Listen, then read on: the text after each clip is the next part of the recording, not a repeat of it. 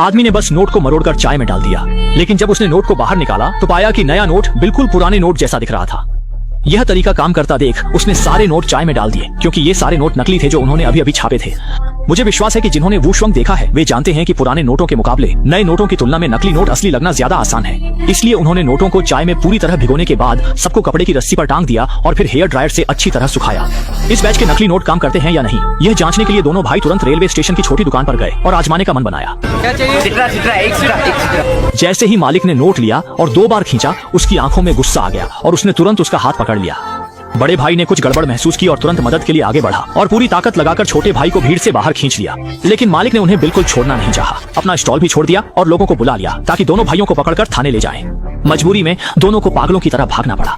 कुछ किलोमीटर दौड़ने के बाद ही वे पीछा करने वालों से बच पाए। उन्हें बिल्कुल भी उम्मीद नहीं थी कि इतनी मेहनत से बनाए गए नकली नोट काम नहीं करेंगे, लेकिन दोनों भाइयों ने हार नहीं मानी। घर लौटकर दाशान नोट लेकर गहराई से सोचने लगा। वह समझ नहीं पा रहा था कि इतनी असली दिखने वाली मुद्रा को मालिक ने कैसे पहचान लिया। इसलिए उसने एक नकली नोट को 2 असली नोटों के बीच मिला दिया और छोटे भाई से आंखें बंद करके नकली नोट निकालने को कहा। सोचा भी नहीं था कि छोटे भाई ने झटपट नकली नोट निकाल लिया। असली कारण कागज में था। असली नोट एक विशेष प्रकार के कॉटन पल्प पेपर से बने होते हैं, जबकि उन्होंने नकली नोट बनाने के लिए वुड पल्प पेपर का उपयोग किया था। दोनों कागजों में न केवल स्पर्श में अंतर था, बल्कि ध्वनि में भी बड़ा अंतर था।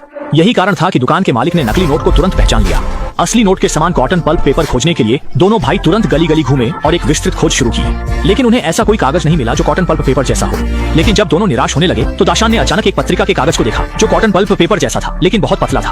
अगले ही पल दाशान ने 2 कागजों को एक साथ जोड़ दिया, जिससे वह असली नोट के स्पर्श जैसा हो गया। यह महसूस करते हुए कि यह कागज काम कर सकता है, दोनों भाई तुरंत काम पर लग गए। हालांकि नकली नोट बनाना आसान नहीं था। उच्च गुणवत्ता वाले नकली नोट बनाने के लिए न केवल सही कागज की आवश्यकता होती है, बल्कि नोट पर हर डिजाइन को हाथ से खींचना भी पड़ता है। असली नोट बनाने में अक्सर माइक्रो प्रिंटिंग तकनीक का उपयोग होता है, जिसमें अक्षर या डिजाइन लगभग नग्न आंखों से नहीं देखे जा सकते। आमतौर पर उन्हें देखने के लिए आवर्धक कांच की आवश्यकता होती है। इसलिए नकली नोट बनाने के लिए पहले हाथ से नोट का प्रारूप तैयार करना पड़ता है। अच्छी बात यह थी कि यह काम चित्रकला में बेहद प्रतिभाशाली दाशान के लिए बिल्कुल भी मुश्किल नहीं था। उसने बिना कुछ कहे नोट के विवरण का अध्ययन किया और सावधानी पूर्वक डिजाइन का अवलोकन किया। 1 सप्ताह की मेहनत के बाद उसने नोट के दोनों पक्षों के सभी डिजाइन तैयार कर लिए। इसके बाद असली नोट के अनुपात के अनुसार डिजाइन को छोटा करके उकेरा गया। डिजाइन को और अधिक वास्तविक बनाने के लिए दाशान ने उस पर एक रासायनिक एजेंट लगाया और फिर नोट को ओवन में बार-बार बेक किया। इस तरह नोट का टेम्पलेट तैयार हो गया। इसके बाद उन्होंने छोटे मूल्य के नोट से सुरक्षा धागा हटाया और उसे तैयार नकली नोट में डाल दिया। असल में सुरक्षा धागे अक्सर सामान्य होते हैं। मूल्य बदलने पर रुपए का सुरक्षा धागा आसानी से 5 का बन सकता है, 100 रुपए का सुरक्षा धागा। ये सब करने के बाद उन्होंने नोट पर पानी की एक परत लगाई, जिससे नोट को सैंडविच संरचना में बदल दिया।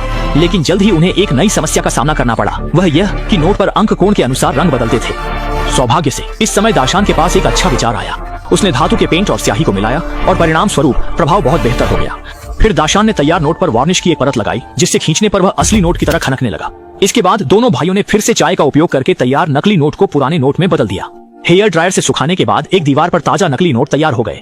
इस बार के प्रयास के परिणाम को सत्यापित करने के लिए वे दोपहर के विश्राम के समय बाजार गए, यह देखने के लिए कि उन्नत नकली नोट काम करते हैं या नहीं। पकड़े जाने पर भागने में आसानी के लिए छोटे भाई ने बड़े भाई की बांह पकड़ रखी थी। जैसे ही बड़े भाई ने नकली नोट आगे बढ़ाया, उसका दिल जोर जोर से धड़कने लगा। लेकिन अगले ही पल मालिक ने एक बोतल पेय दे दी और उन्होंने नकली नोट को असली नोट की तरह खर्च कर दिया।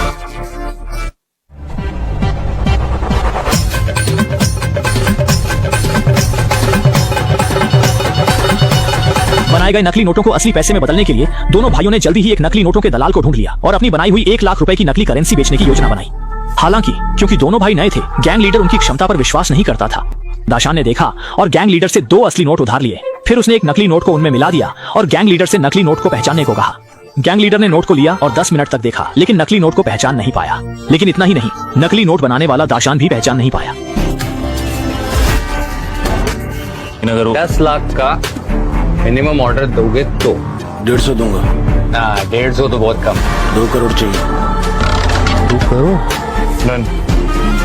2 हफ्ते में। इस तरह दाशान ने बिना सोचे समझे इस सौदे को स्वीकार कर लिया। हालांकि जब दोनों भाई घर लौट रहे थे तो छोटे भाई ने अचानक पीछे हटने का मन बना लिया, क्योंकि उनके पास उत्पादन उपकरण पुराने थे और उत्पादन सामग्री की भी कमी थी। 2 हफ्ते में वे 2 करोड़ नकली नोट कैसे बना सकते थे? लेकिन इस समय दाशान पूरी आत्मविश्वास से भरा था, क्योंकि उसका चाचा एक प्रिंटिंग प्रेस का मालिक था। वह तुरंत अपने चाचा के पास गया और उसे शामिल होने के लिए कहा।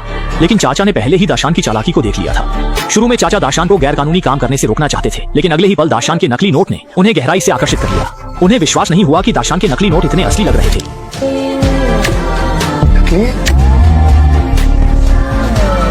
चाचा की चिंता को दूर करने के लिए दाशान तुरंत चाचा को कैफे ले गया और नकली नोट से 2 कप गर्म कॉफी का ऑर्डर दिया।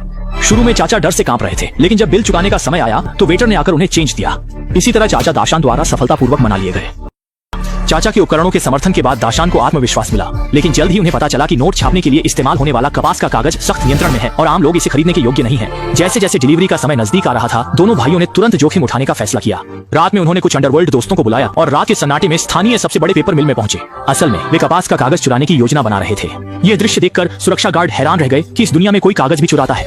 जल्दी ही दोनों भाइयों ने अपना लक्ष्य खोज लिया। किसी को शक न हो इसलिए उन्होंने कुछ अन्य कागज भी चुरा लिए। पर्याप्त कच्चा माल मिलने के बाद दोनों भाइयों ने तुरंत पूरी ताकत से काम करना शुरू कर दिया। कुछ प्रिंटिंग मशीनें पूरी तरह चालू कर दी और रातों रात 2 करोड़ नकली नोट बना डाले। अगले दिन सुबह सुबह वे गैंग लीडर के पास गए और सौदा पूरा किया। नाम क्या है तुम्हारा? आर्टिस्ट। और पैसा लगेगा? जैसे जैसे उनके द्वारा बनाए गए नकली नोटों की संख्या बढ़ती गई, दोनों गरीब लड़के जल्द ही जीवन की ऊंचाइयों पर पहुंच गए। काले दिल वाला प्रिंटिंग प्रेस रातों रात नकली नोट छाप रहा था, लेकिन अचानक एक पुलिस कार ने वहां दस्तक दी। पुलिस कार को फैक्ट्री के दरवाजे पर रुकते देख चाचा ने जल्दी से भतीजे को मशीन बंद करने के लिए कहा, लेकिन दाशान ने इसे मना कर दिया क्योंकि अब मशीन बंद करना उनके शक को और बढ़ा सकता था और इस बैच के नकली नोट कुछ ही मिनटों में तैयार होने वाले थे। अब उन्हें सबसे पहले पुलिस को जितना हो सके उतना रोकना था।